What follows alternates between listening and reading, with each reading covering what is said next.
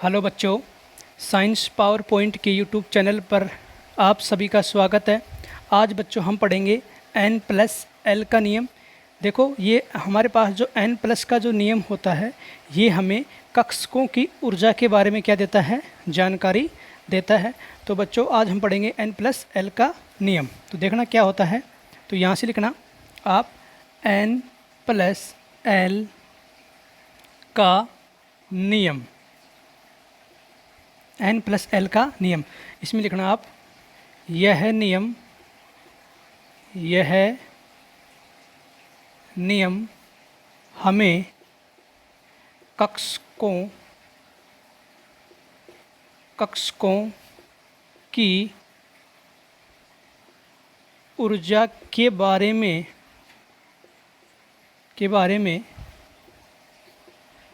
जानकारी देता है। एक बार फिर से सुनना, हमारे पास जो n+l का जो नियम है, यह जो नियम है हमें कक्षकों की ऊर्जा के बारे में जानकारी देता है। आप इस प्रकार से समझो इसको, ये हमारे पास n+l है, वो समानुपाती होता है एनर्जी। किसके समानुपाती होगा? n+l होगा, वो किसके? ऊर्जा के समानुपाती होता है। मान लीजिए, देखो यहाँ पर इसको लिखना सही तरीके से, ये हमारे पास n+l समानुपाती ऊर्जा। तो देखना, यानी यदि मान लीजिए हमारे पास n+l का मान अधिक होता है तो ऊर्जा का मान भी क्या होगा? अधिक होगा। इसी प्रकार से मान लीजिए हमारे पास n+l का मान कम है तो ऊर्जा का मान, कक्षकों की ऊर्जा का मान क्या होगा? कम होगा। अब देखो इसमें आगे लिखना, यदि n+l का मान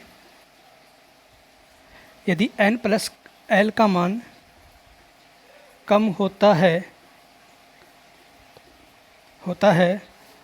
तो निम्न ऊर्जा का कक्षक होता है। तो निम्न ऊर्जा का कक्षक होता है। एक बार फिर से सुनना, हमारे पास यदि देखो यहाँ पर है n+l का मान कम है तो निम्न ऊर्जा का कक्षक होता है। आगे लिखना, यदि n+l का मान अधिक है तो उच्च ऊर्जा का कक्षक होगा। सीधी सी बात यही है। देखो, n+l का नियम सीधा किसके समानुपाती है? ऊर्जा के। यदि n+l का मान कम है तो निम्न ऊर्जा का कक्षक, और यदि n+l का मान अधिक है तो उच्च ऊर्जा का क्या होगा? कक्षक होगा। एक बार यहाँ तक इसको लिखना, फिर आगे चलते हैं।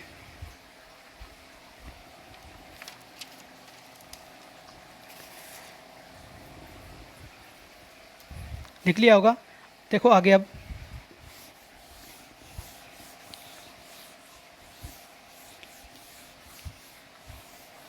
अभी क्या पढ़ा है कि n+l का मान लीजिए हमारे पास क्या है? कम। तो कक्षक की जो ऊर्जा है, कक्षक की ऊर्जा क्या होगी? कम होगी। और मान लीजिए n+l का मान क्या है? ज़्यादा। तो उस स्थिति में कक्षक की ऊर्जा क्या होगी? अधिक होगी। ये हो गया। अब देखना, कभी कभी ऐसा भी हो जाता है कि मान लीजिए हमारे पास n+l का मान समान होने पर, समान यानी कि सेम होने पर क्या होता है? देखो, यदि मान लीजिए हमारे पास n+l का मान क्या है? समान या सेम हो गया तो क्या होगा? तब होने पर n के मान के आधार पर n के मान के आधार पर n के मान के आधार पर ऊर्जा क्रम, जो n का मान है, n के मान के आधार पर ऊर्जा क्रम दिया जाता है। एक बार फिर से सुनना, यदि मान लो हमारे पास n प्लस l का मान समान है, दोनों का मान निकाला तो यदि सेम आ गया, उस कंडीशन में n के मान के आधार पर, किसके आधार पर, n के मान के आधार पर ऊर्जा क्रम दिया जाता है। अब देखो, यदि n का मान कम है, मान लो यदि n का मान कम है तो यदि क्या लिखेंगे, यदि n का मान कम है तो निम्न ऊर्जा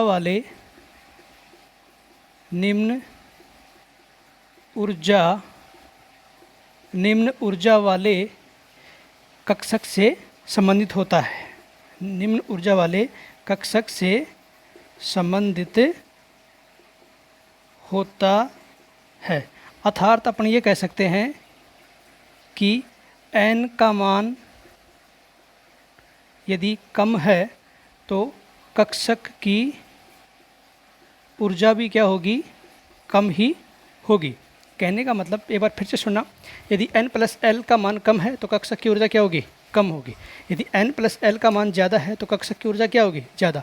कभी कभी ऐसा भी हो जाता है कि n प्लस l का मान समान हो गया, सेम होने पर जो हमारे पास n है तो n के मान के आधार पर क्या दिया जाता है, ऊर्जा क्रम दिया जाता है। मान लीजिए हमारे पास यदि n का जो मान है वो कम है तो निम्न ऊर्जा वाले कक्षक से संबंधित होता है। कहने का मतलब ये हुआ कि n का मान कम होगा तो कक्षक की ऊर्जा क्या होगी, कम। तो यह लिख दिया, अर्थात n का मान कम तो कक्षक की ऊर्जा क्या होगी, कम होगी। इसी प्रकार से देखो, n का मान कम हो गया तो कक्षक की ऊर्जा कम होगी। इसी प्रकार से मान लो n का जो मान है, n का मान क्या है, अधिक है, तो इसका मतलब क्या हो गया, कक्षक की जो ऊर्जा है, कक्षक की ऊर्जा वो भी क्या होगी, अधिक होगी। n का मान कम तो कक्षक की ऊर्जा भी कम। इसी प्रकार से n का मान अधिक तो कक्षक की ऊर्जा अधिक। यह कंडीशन कब लगती है, जब n प्लस l का मान सेम होता है। अब देखो, इसे हम सब समझते हैं उपकोष लेकर के। तो ये हो गया, आगे देखना आप।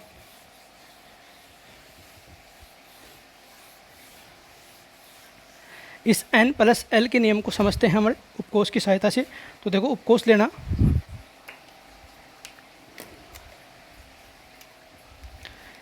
यहाँ से देखना, मान लीजिए हमारे पास, इस प्रकार से याद रखना है इनको, मान लीजिए हमारे पास हो गया उपकोष,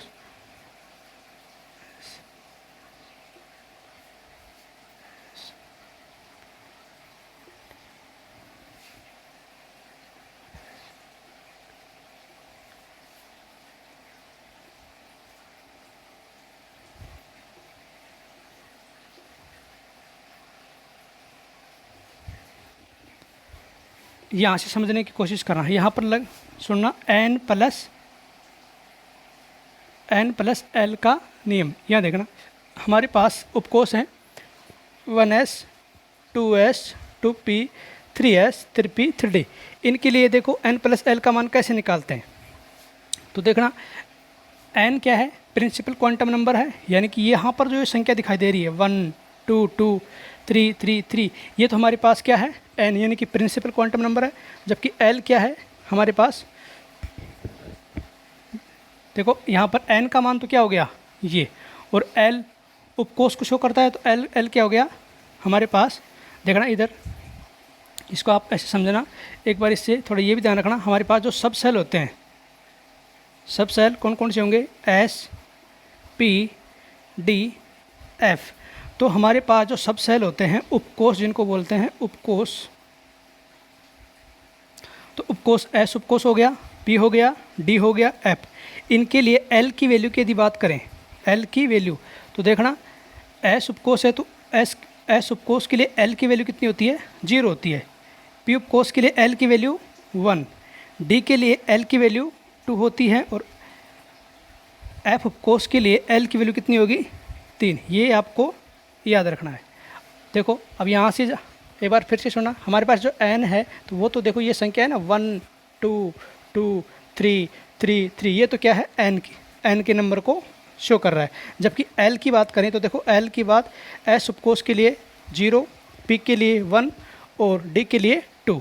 तो इस प्रकार से अपने को अब देखना यहाँ से अपन एन प्लस एल का नियम लगाते हैं। देखो एन प्लस एल का कैसे लगाएंगे, यहाँ से एन कितना है 1 है, तो प्लस एस, तो देखो एस उपकोष के लिए एल की वैल्यू कितनी है 0, तो यहाँ पर हल किया तो कितना आ गया 1। इसी प्रकार से देखना आगे 2s के लिए, तो देखो n प्लस एल, n कितना है 2 है, प्लस में s उपकोष के लिए l की वैल्यू कितनी है 0, तो 0 हो गई। आगे इसको हल किया तो कितना आया 2। इसी प्रकार से आगे देखना 2p के लिए, तो n की वैल्यू कितनी है 2 2 प्लस l। अब p के लिए कितनी वैल्यू, l की वैल्यू कितनी है, p उपकोष के लिए l की वैल्यू 1 है, तो यहाँ लिख दिया 1। इसको हल किया तो कितना आ गया 3 आ गया। आगे देखना हमारे पास n प्लस एल, तो n की वैल्यू कितनी है 3, प्लस s उपकोष के लिए l की वैल्यू कितनी है 0, तो हल किया तो कितना आ गया 3 आ गया। इसी प्रकार से देखना 3p के लिए हमारे पास n प्लस एल, n की वैल्यू तो कितनी आ गई 3, प्लस p उपकोष है, तो p उपकोष के लिए l की वैल्यू कितनी है 1, तो टोटल कितना आ गया 4। इसी प्रकार से 3d की बात करें, ये देखो ये 3d है इस तरीके से, तो देखो n की वैल्यू तो ये हो गई हमारे पास 3, प्लस d उपकोष का है, तो d उपकोष के लिए l की वैल्यू कितनी है 2, तो इसको हल किया तो कितना आ गया 5। तो हम देख रहे हैं दोस्तों, मान लीजिए हमारे पास इनकी यदि तुलना करें, देखना यहाँ पर 1 वैल्यू आ रही है, ये 2 आ रही है, इसका मतलब n प्लस एल का मान कम आ रहा है। अब इन यदि दोनों की तुलना करें तो n प्लस एल का मान यहाँ 1 है और यहाँ पर कितना है 2 है, कम है, इसका मतलब इस कक्ष इसकी ऊर्जा क्या है कम है और इसकी ऊर्जा क्या है ज़्यादा।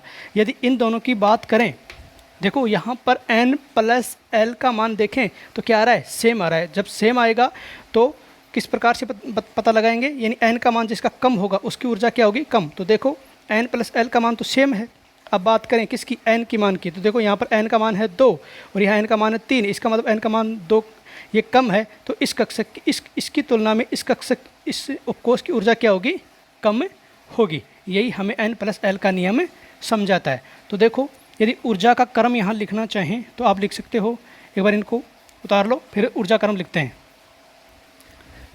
तो देखना इसको मिटा रहा हूँ, तो यहाँ देखो ऊर्जा क्रम कैसे लिखेंगे, देखो ऊर्जा क्रम, देखो n प्लस एल का मान सबसे कम है इसका है, तो इसकी ऊर्जा सबसे कम होगी, फिर इसका है तो इसके बाद में 1s के बाद में कौन आएगा 2s। इनकी बात करें तो ये 2p आएगा, 3s से पहले 2p आएगा, क्यों, क्योंकि n का मान क्या है कम होने की वजह से। आगे इसकी ऊर्जा, इसके बाद में इसकी ऊर्जा, इसके बाद में इसकी ऊर्जा, क्योंकि देखो 1 2 3 4 5 जैसे जैसे n प्लस एल का मान बढ़ रहा है, इसका मतलब ऊर्जा का मान क्या हो रहा है बढ़ रहा है, और n का मान घट रहा है तो ऊर्जा का मान क्या हो जाता है घट जाता है। तो देखो सबसे पहले लिखेंगे ऊर्जा क्रम में, सबसे पहले कौन आएगा 1s की ऊर्जा क्या होगी सबसे कम, उसके बाद में कौन आएगा 2s, और उसके बाद में कौन आता है 2p, उसके बाद में कौन आएगा 3s, उसके बाद में कौन आता है 3p, और उसके बाद में कौन आएगा हमारे पास 3d। तो इस प्रकार से दोस्तों हमने देखा ऊर्जा क्रम को कि सबसे कम ऊर्जा 1s की होगी, उसके बाद में 2s की होती है, उसके बाद में 2p की, उसके बाद 3s 3p और 3d की होती है। तो दोस्तों इतना आपने समझा। अब थोड़ा सा और देखना, मान लीजिए हमारे पास क्या हो गया, देखो इधर देखना, हमारे पास मान लीजिए हमारे पास एक है 3d और एक है 4s। यदि इनकी ऊर्जा की बात करें तो देखना कैसे, n प्लस एल का नियम लगाओ, इधर लगाया n प्लस एल का नियम, तो देखो हमारे पास s p d f, l की वैल्यू लिखो 1 2 3 4। तो देखो 3d के लिए n प्लस एल कैसे निकालेंगे, n की वैल्यू कितनी है 3, प्लस d उपकोष के लिए l की वैल्यू कितनी है 3, तो कितना आ गया 6 आ गया। इसी प्रकार 4s में निकाल के देखो 4, एक बार फिर से देखना इसको, रुको, मान लीजिए हमारे पास है 3d और ये है 4s, इसके लिए n प्लस एल कैसे निकालते हैं, देखो पहले यहाँ लिखना आप उपकोष के बारे में, ऑफकोर्स कौन कौन से हो गए, S P D F. L की वैल्यू लिखें तो 0 1 2 3, ठीक है। अब देखना यहाँ पर n प्लस एल, एन की वैल्यू कितनी है यहाँ पर 3 है, प्लस एल की वैल्यू डी के लिए कितनी है, डी के लिए एल की वैल्यू 2 है, तो कितना आ गया 5 आ जाता है। इसी प्रकार से दोस्तों देखना यहाँ पर एन की वैल्यू कितनी है 4, प्लस एस उपकोष के लिए एल की वैल्यू कितनी है 4, तो कितना हल किया तो 4। अब देखो यहाँ से यहाँ पर n प्लस एल का मान 5 आ रहा है और यहाँ पर l प्लस एल का मान क्या आ रहा है 4, तो किसकी ऊर्जा कम है, यानी इसकी ऊर्जा इस मान किसका कम आ रहा है 4, यानी इस उपकोष का मान कम आ रहा है। इसका मतलब इसकी ऊर्जा क्या होगी, इस 3D की तुलना में 4s जो उपकोष है इसकी ऊर्जा क्या होती है, हमारे पास ऊर्जा कम होगी, और जबकि इसकी ऊर्जा क्या होगी, ऊर्जा ज़्यादा होगी। ये किस आधार पर बताया हमने, n प्लस एल के नियम के आधार पर। देखना यहाँ पर यदि संख्या ज़्यादा है तो ऊर्जा का मान भी क्या होगा ज़्यादा, और यहाँ पर देखो संख्या कम आ रही है, इसका मतलब ऊर्जा का मान कम होगा। तो यदि 3D और 4s की बात करें तो सबसे पहले इलेक्ट्रॉन किस में जाएगा, 4s में प्रवेश करता है, उसके बाद में किस में जाता है 3D में। क्यों, क्योंकि यदि इनकी ऊर्जा की बात करें तो इसकी ऊर्जा तो कम होती है और इसकी ऊर्जा ज़्यादा होती है। तो दोस्तों आज का हमारा टॉपिक यहाँ तक है, ठीक है दोस्तों। कल फिर मिलते हैं एक नए टॉपिक के साथ। यदि दोस्तों ये वीडियो आपको पसंद आया है तो इस वीडियो को लाइक करना, शेयर करना, इस चैनल को सब्सक्राइब करना। धन्यवाद।